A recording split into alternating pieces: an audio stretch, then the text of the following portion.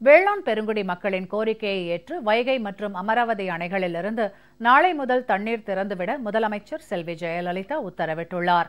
இதனால் திண்டுக்கல், மதுரை, திருப்பூர், கரூர் ஆகிய மாவட்டங்களில் உள்ள 92,158 ஏக்கர் நிலங்கள் பாசன வசதி பெறும் என்றும் முதலமைச்சர் தெரிவித்துள்ளார்.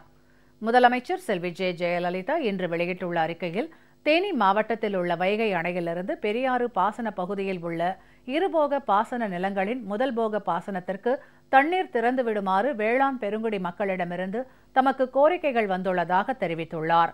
வேளாண் பெருமக்களின் வேண்டுகோளினை ஏற்று பெரியாறு பாசன பகுதியில் உள்ள இருபோக பாசன நிலங்களின் முதல் போக பாசனத்திற்கு வைகை அணையிலிருந்து நாளை முதல் தண்ணீர் திறந்துவிட தாம் ஆணையிட்டுள்ளதாகவும், இதனால் திண்டுக்கல் மற்றும் மதுரை மாவட்டங்களில் உள்ள 45,041 ஏக்கர் நிலங்கள் பாசன வசதி பெறும் என்றும் முதலமைச்சர் செல்வி ஜெயலலிதா குறிப்பிட்டுள்ளார்.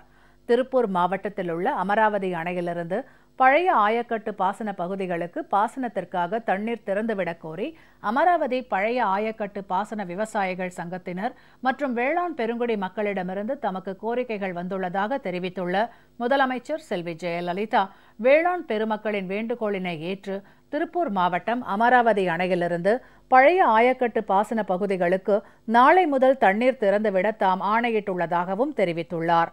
இதனால் திருப்பூர் மற்றும் கரூர் மாவட்டங்களில் உள்ள 47,117 ஏக்கர் நிலங்கள் பாசன வசதி பெறும் என்பதையும் தாம் மகிழ்ச்சியுடன் தெரிவித்துக் கொள்வதாக முதலமைச்சர் செல்வி ஜெயலலிதா குறிப்பிட்டுள்ளார்.